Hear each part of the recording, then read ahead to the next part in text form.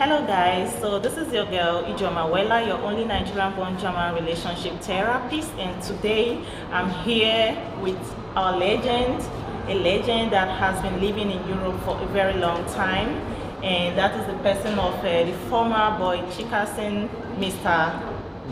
Wooden Legs, now known as CK Wooden, and he was actually the Nigerian Super Eagle music ambassador and also children's rights activist. So, and today we'll be talking about Nigeria and the situation in Nigeria, everything general, everything that has been going on in Nigeria. So, and all the agitations. Before I move forward, let me just bring him in so he can as well introduce himself a little more.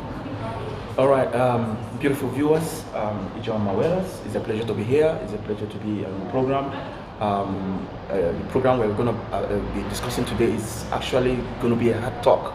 It's going to be a hard talk because it's got to do with a country that is in a very big problem at the moment.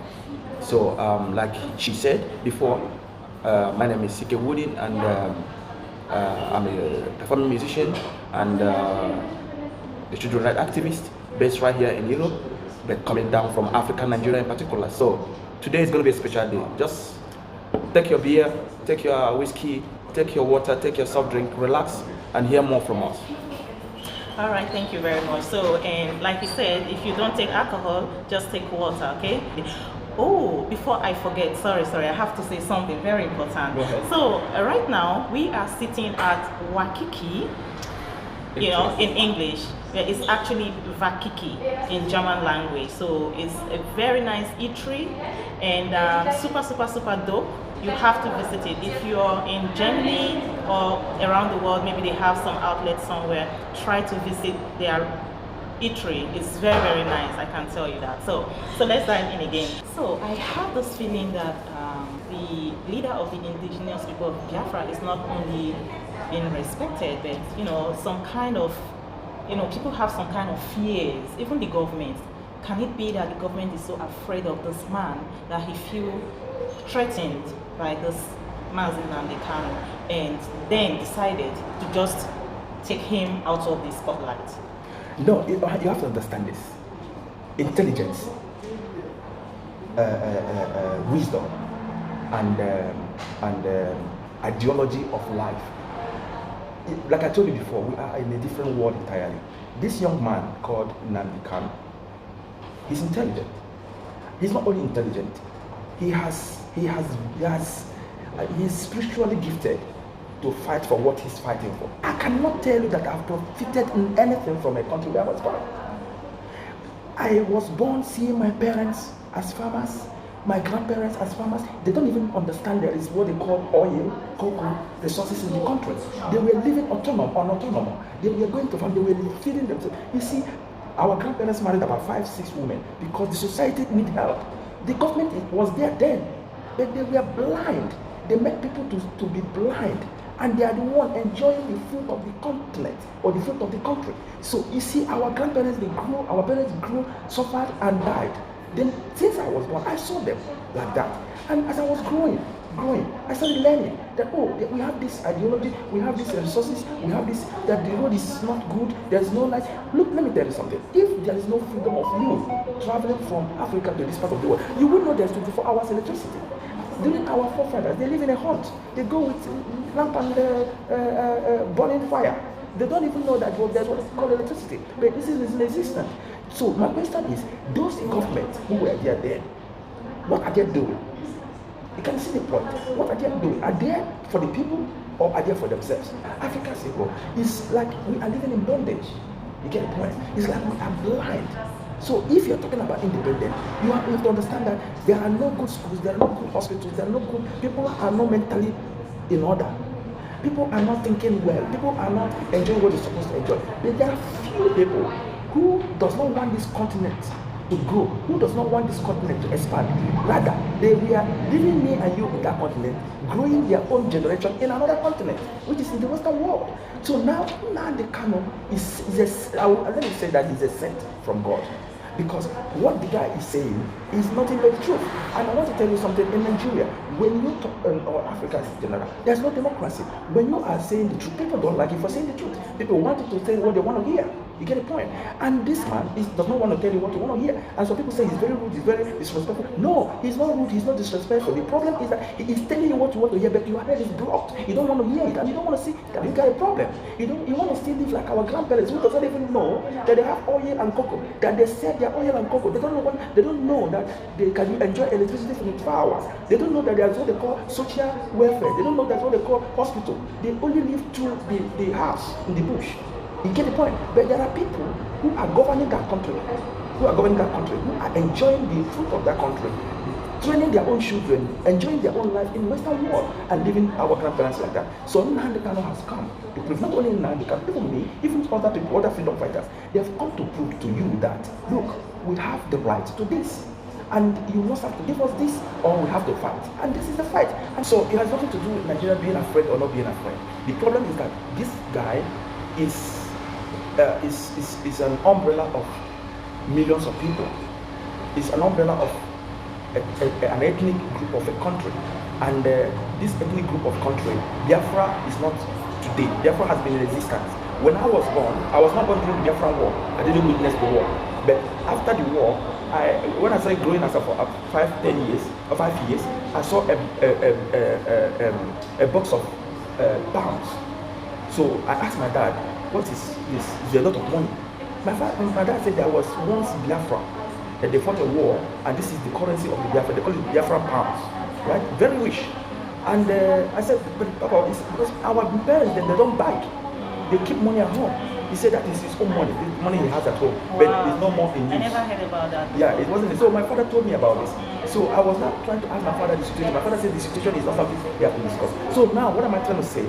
That not that the government is afraid, but the government knows that they are not right. They know they're not doing the right thing. They know that there is a problem. They know there is an intimidation. They know that there is abuse of democracy. They know that there is disrespect of the people. They know that they are not doing the government of the people, but the people and of the people. They know that they are dictatorship. They know that they are trying to inject a different attitude into the attitude of the people. They know that they are trying to control the life of the people, which is not supposed to be today. Everybody has his life to live. So Nnamdi Kanu is a man, and I believe that anybody who does not want to understand that truth is life, that person is going to have a very big problem, and that is the problem Nigeria is having today. Today is our Nigerian independence. What do you think? What is your take? When you look at a baby born, and that baby grow up to 61 years old, and that baby still has violent and has isn't organized and cannot be able to understand where he's coming from and where he's going, you can find out that it's an expired baby. You get the point. So the situation today, whether you call it independence or you call it dependence, we all know that anybody born as a Nigerian today is still dependent. So there's nothing like independent, because when we talk about independent, we're talking about freedom. Yeah. You get the point. Mm-hmm. We're talking about freedom. But at a particular time, are Nigerians free from bondage? Are they free from political situations? Are they free from life? They are not free. So they are not independent. So if you're talking about independent, I can't understand the particular independent Nigeria is celebrating today. Are they celebrating good health? Are they celebrating good infrastructure? Are they celebrating good economy? Are they celebrating good life schools, youths? What are they celebrating actually that is making them to feel independent? So that is the point. So nobody is going to tell you to come out of the rain. When the rain beats you and you start feeling cold, you're definitely going to be the one to look for shelter and look for where you're going to clean up yourself. So the ideology is this. Agitations are going on. They say so many tribes in Nigeria are not happy. The youths are not happy. The situation is chaos. People are living in a difficult moment. And there's agitation going on from different parts of Nigeria, which is the southern part of Nigeria generally. And even some part of the north are trying to tell you that they are tired of the system. So if you look at it, I'm not saying that telling people to sit at home is because they just want to send people to sit at home. There's a situation that prompted people to say sit at home, and it's not a joke. It's not a joke. If someone somewhere is thinking it's a joke, that person is making a great mistake. So if everyone can sit at home, businessmen can sit at home, women can sit at home, children can, banks are closed down, companies closed down, that shows you that there is a serious issue to be discussed. There is serious problem going on in that country. So now, to make it short and simple on that particular aspect, the sit at home is in the eastern part of Nigeria at the moment, and it has to do with IPOB, indigenous people of Biafra, agitating for referendum, agitating for freedom from Nigeria. And all of us knew that Nigeria didn't start today. Nigeria started for a very long time, about 60-something years, when they got their independence. And since they got their independence, what is the primary root of individuals in Nigeria? What are the future of the people in Nigeria? How are they growing? How are they expanding? What is the social lifestyle? What is the academic lifestyle, of Nigeria? What is the mental lifestyle of Nigerians? Some freedom fighters, I won't talk about now, because now, the more the year comes, the more different people comes. There are people who has been there before, who has been fighting for it before, and they are no more living. Other young ones are coming, so other young ones will be coming. So Nnamdi Kanu came, Sowore came, Igboho came. Now these are the youths now that came up and said, look, our grandparents have gone through a lot of hell. They have thought about this, they've tried, and at this particular our own time, we are digitalized. So, talking about sit at home, are you aware that some people in the eastern region of Nigeria, actually the people doing the sit at home, that all of them are not really using one mind for it, which I find actually very disturbing. Some people want to keep sitting at home, and some people want to stop sitting at home. So, what is your take on that? Well, in every situation in life, there's always opposition. In every position, there's always opposition. And that is why the opposite of position is opposition. Everybody must not agree on one step. You get the point? Some people will say no, some people will say yes. And you understand that as African, people are always autonomous. People always think about what they're going to benefit now. They don't want to think about the future. You get the point? Yeah. So the struggle for now is not for now, it's for the future of the unborn children. It's for the future of the country, of the land.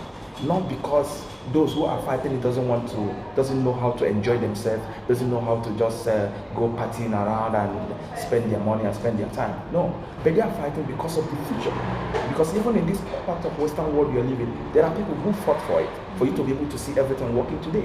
So it's not important if some people agree or some people don't agree. I keep telling people that is one of the most important things I'm telling the leadership of Nigeria today. The problem you leaders are having today is because you don't want to understand that in every position there's always an opposition. And you, that is the leader, you've been an opposition before you become in position. Somebody has been in position, you were an opposition to that position, and you want that position. Now that you're in a position, you don't want anybody to be opposition to you. That is wrong. That is totally wrong. It's very understandable. Yeah. So it is not it's uncivilized. It's archaic. And it's undemocratic. It's also undemocratic. Yeah. So anybody who is in a position should accept opposition. Even we that are musicians, we have oppositions. Even you that is doing this program, it's not everybody that's going to like what you're doing. Yes. So you must have to understand that you can't satisfy everyone. So if the Easterners are not agreeing on one point, fine, good. But majority carries the vote. Yes. If the majority say yes and minors say no, then the majority is winning. And if you look at the situation at the moment, the politicians there are the ones who are trying to make things more difficult for those who are fighting for the future. Why? Because they have sold their soul. So let's come to the adoption of the indigenous people of Biafran leader, Mazi Nnamdi Kanu. Do you think it's right for him to be adopted or arrested in Kenya and then given over, to the Nigerian government? I know maybe they have this indictment agreement, but is it right? Because actually he's a citizen of Britain. So how could they have arrested him in Kenya and then sent him over to Nigeria? Yeah, that is like what I told you, that is Africa. We like it dirty, we like it bad. African people, black man, we like it bad, very, very bad. When it's not bad, it's not good. You have to be bad to be good. This man, despite that he's a freedom fighter, he's agitating for the people, not for him. And now the Kanu has all it takes to live his life, enjoy himself, He's a handsome man. He has his family. He's a British national. He can live as wide as he wants. He's rich already. But he has a problem, because the problem he has is that he cannot be enjoying somewhere, and where he's coming from is burning. And this is the preaching I'm preaching to all my people in Europe.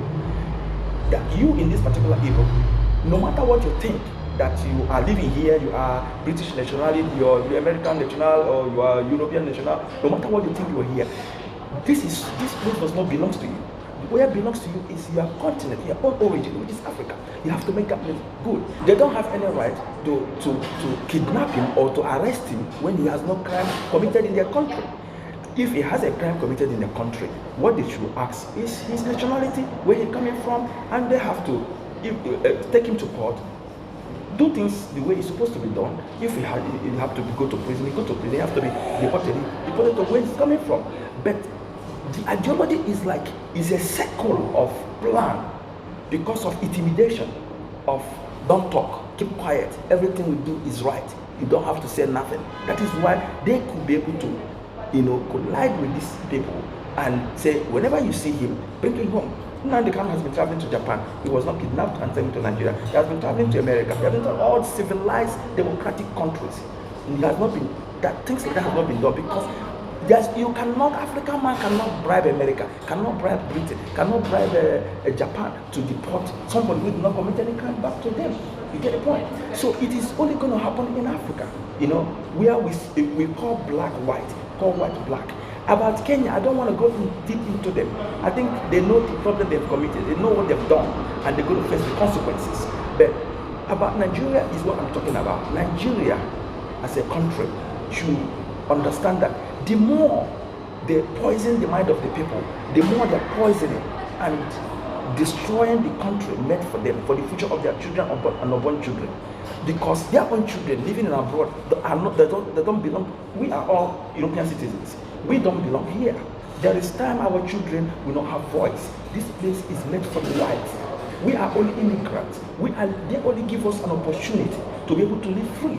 So we must have to respect it. They too want to come to our continent. They want to come and enjoy those natural resources we have. They want to come to holidays. You get the point? So anything we are doing, we must have to be making use of our senses. We cannot say because there are 24 hours electricity, then we're not going to think about putting 24 hours electricity in our own village, in our own continent. We should be thinking like this. So Nnamdi Kanu and federal government of Nigeria is a problem, because Nnamdi Kanu is not just an agitator. Nnamdi Kanu is not just a freedom fighter. Nnamdi Kanu is a technological woman.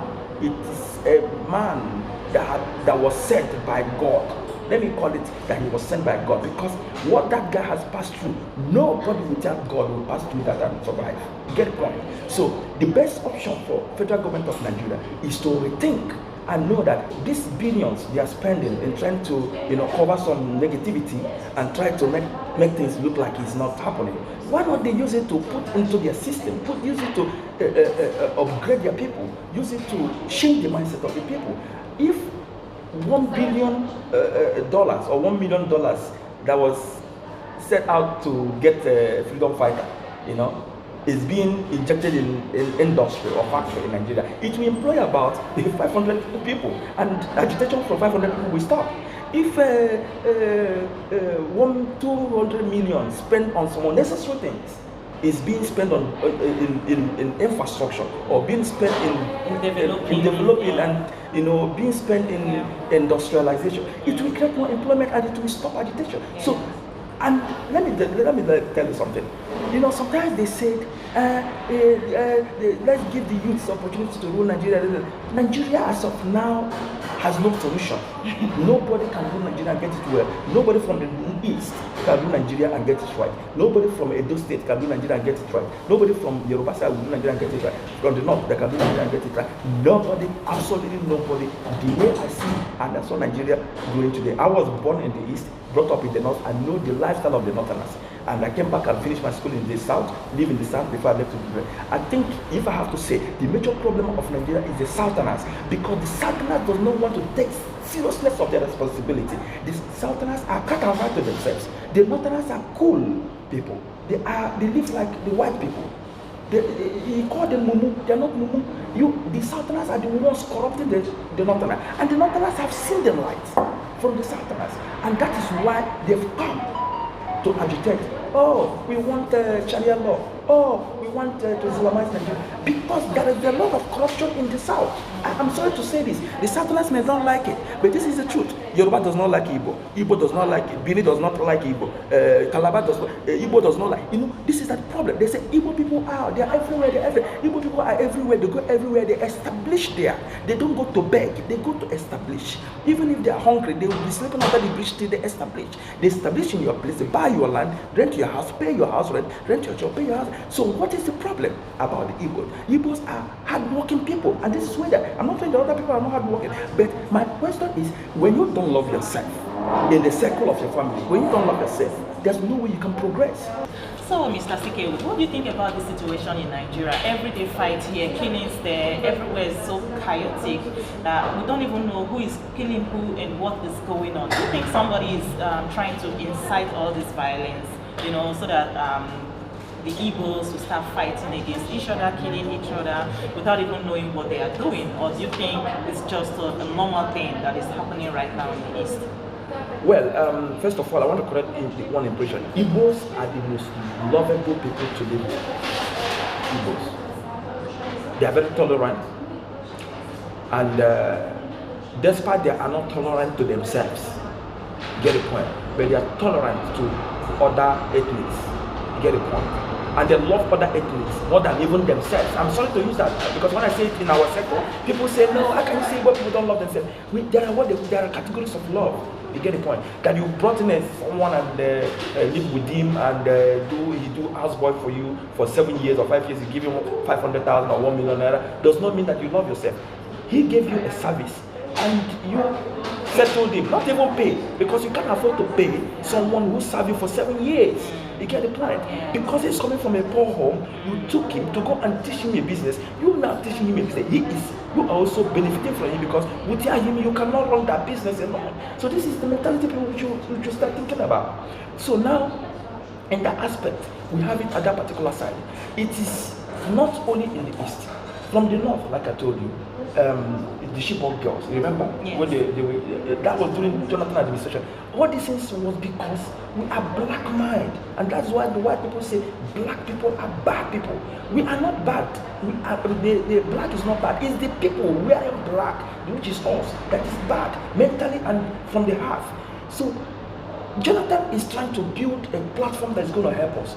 There are opposition somewhere who does not like the country to be good because they know if the country is going the way it's going to be like the Western world. Then my question is, why don't you want the country to be like Western world?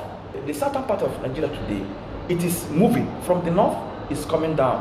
And when it was happening in the north, some people think, it's not, let them kill themselves. No, you have to understand that before the rain, you have to secure. You have to secure. That is why in this part of the world where we're living, they tell you security first. You get the point? You have to secure. Now they say, it's not. Now it's moving gradually coming.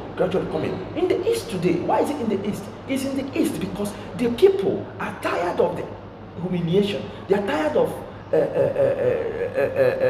disrespect. They are tired of not having an opportunity in a country they belong. They are tired of being slaves. They are tired of being disgraced. They are tired of being insulted in the system that also belongs to them. So they are now tired, and the youths are not like our elders before, who don't care, who have their own ideology and they have their own bond that govern them. They don't care about the government. They don't want to know. But today you know what is called America has a democracy. Britain have a democracy. In Germany, there's rights. Children, if you have children, they have rights. They know it now. So the violence that is going on in Nigeria, the killing that is going on in Nigeria is because the leaders from the eastern part of Nigeria, who's supposed to be the umbrella of the eastern, who's supposed to go and sit down and defend their own ethnic, their own part of Nigeria, we are not actually doing the right thing. They are in a particular bond where they're like. I'm sorry, I want to use this language. Courtesan. It's like if they do something good, they're going to be killed or they're going to be disowned. So they keep quiet. And the major problem of Nigeria is that they are always quiet in seeing bad going on. Nigerian people don't like to say what is bad. They don't want to say. They keep quiet. They even laugh over it. You get the point. Say it's normal. It's Nigeria. So the killings there, I'm sorry to say, it has started, and it's going to be worse if care is not taken. Now they've started injecting this bloodshed into the brain of our youths, giving them the signal, creating names, unknown gunmen. So that means your life is not safe. You are not secure. Even if you go to your family and you are being murdered, they will target unknown gunmen. You see the ideology, you see the kind of dirtiness they are injecting in the brain of our youths. And that is what CK Wooden is fighting. That's why I come up with Osetigo. If you listen to Osetigo's song, he has a lot of, I come up with Living My Life. I did in 2006 a proper solution. If you listen to it, you see where I said that in our governmental system, what is the solution? That a banker has turned to a pastor has turned to a banker, a trader has turned to a cashier has turned to a governor, carpenter has turned to doctor, doctor has turned to a pastor. So but this is exactly what is happening in Nigeria. So you see somebody, they give you a position now. You want to help your brother, you want to help your cousin, you want to help your in-law that does not fit into that particular position. They tell me, how can that position stand? So the killings that is going on now, I'm very sorry, because unfortunately, if care is not taken, with this 5-year-old baby of Nigeria is already wise. So many atrocities going on, so many crimes going on. They are they are injecting this dirtiness into their brain. And again, these souls that they are destroying, is the future of that continent. And their spirit will not let that country to be in peace. I don't know if you get the point. A lot of sacrifice needs to be done. A lot of apology needs to be done for the souls that have been murdered one way or the other in Nigeria. So, finally, do you think one day Biafra is going to gain its independence? What is your take on that? I have my own take on that, but today is not about me. So today is about CK Wooden. That is why I'm putting the question to you. What do you think? Well, if I must tell you the truth is very, very bitter. You get the point. But I must say it. Nigeria is too polygamous to be one. And in any family that is polygamous, they never live in peace. It is natural. Everybody should know it. It's not like we are trying to fake it. We're not faking it. Polygamous family never live in peace. So I think the ideology is let everybody go his own way, have his own democracy, have his own policy. If the Northerners want to have the Sharia law, they want to Islamize their own state, let them do it. If Biafran want to go to Islamic country, he already knows the rules and regulations. If you go there and commit a crime, if you want to hang him. Nobody is going to be against you. They are not want to come to Biafra, and the Biafra has a law that, look, in Biafra land you cannot raid cattle in the street, and you raid, then they will arrest you and you face the law. Then if a Yoruba man goes to the north, and they told him that, look, in the north they don't do party, they don't do owambe, that you'll be making noise because it's an Islamic country, and he does it, the northern country will arrest them and sue them to court and penalize them. This is a very simple arithmetic, because I have repeated it severally. I was born in this country. I know what I went through in this country as a man, and I know what here that I am. I'm not happy. You are not happy being here. We want to be home, eat our natural food, be free, enjoy our natural air and everything. But I could not be able to do it. We are here. So if our place is better, everybody want to be here. So the answer to that is give what belongs to Caesar, and give what belongs to God. It has nothing to do with segregation or me trying to divide Nigeria. Nobody is trying to divide anything, but you already seen it that instead of you to be burying your children, give them the particular thing that is making them to be killing themselves, so that then everybody will live separately, fence their own particular home. If their brother want to come and on appointment and they are allowed to come, they come. If they're not allowed to come, they know, oh, I'm not allowed to come. And that's what it is. So that peace will reign. How do you agree? Dialogue. You must have to dialogue. You must have to respect human. And the white people you are saying they are the cause of your problem, they don't have your time. They are thinking about 500 years to come. They're thinking of how to live in the moon, so they don't even have your time. If you bring your case, they have a case already. Your people are coming to give them problem. You have to calculate how many Africans, how many Nigerians that is living in diaspora. It's almost the number of Nigerians living in Nigeria. If you do the census of Nigeria and say we are 200 million, it's a lie. We are about 400 million or 500 million, because about half of Nigeria is living in diaspora. You have Nigeria in China. Even Nigerians born in China and Chinese, we have them in China, we have in India, we have every part of the world, Iraq, Syria, every part of the world, Nigeria are there. Why are we running away? Because we need to sit down and know why we are running away. That is what Nnamdi Kanu, Sowore, Igbo is fighting. That is what Ojukwu fought. That is what Mandela fought too. Alright, oh guys, this was a very, very hot interview. Like, you know, the whole time I was just like really into what he's saying. And so this is the first time that I'm interviewing Mr. C.K. Wooding. Please, guys, in case you want to Google him out or check out his Facebook, his YouTube, can you just tell people where to find you in case they want to follow you or find you? I paid my dues as a Nigerian. In 1998, I was an ambassador of Super Eagles of Nigeria in 2 consecutive World Cups under Abacha administration, endorsed by Abacha administration, endorsed by the Minister of Sports himself, Air Commodore Meko Merwa of 1998 under Abacha administration. And I serve as an ambassador. I carry the flag of Nigeria. I fight to make sure that Nigeria is one of the best countries in the world, because if Nigeria is good, I am good. If I go out and say I am Nigeria, if I bring my passport, they will respect. But if Nigeria is not good, I bring my passport, I'm a shit, and I'm a big time cheat road. That's why they call us zoo. It was not Nnamdi. Sorry for correcting that. I want to tell people too, it was not Nnamdi Kanu that called Nigeria zoo. Nigeria has been called a zoo by the white society for a very long time. They've been calling not only Nigeria, Africa as a zoo, because our mental reason is, even as some animals reason more better. That is, I'm sorry, it's not an insult. So I paid my dues on this as an ambassador, but at this particular moment, I think we have to call a spade a spade. Anything you go out and they say, if a white man do, he say, is it because I'm black? You are a disgrace to yourself, because that's why white man is laughing. Why is he talking? Is it because I'm black? And you keep saying Black Lives Matter. You are stupid, because your life is you that is going to make your life to matter, not someone else that will not going to make your life matter. They saw the way our people are murdering us, the way our police disrespect us, the way our army kicked our ass. That is why they don't have respect for us. They can't do it to their own people. Again, I want to say that if it was a Northerner that was agitating for the freedom of the Northerners, they won't be arrested or kidnapped and even maltreated the way they are being maltreated. But today, because we're Southerners and we don't want to understand that we need to be united to be able to have a freedom for ourselves. So, like I said, you know, if you want to live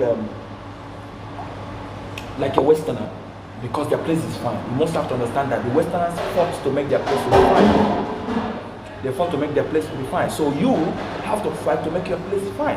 Because you migrate into their place, you are going to live like a slave. You're going to live like Itano as well. Like the way we're saying the Fulanis too.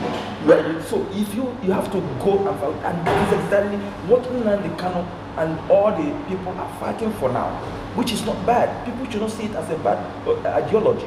And people should not see that there are people who are disrespecting people. To get freedom, there are sacrifices.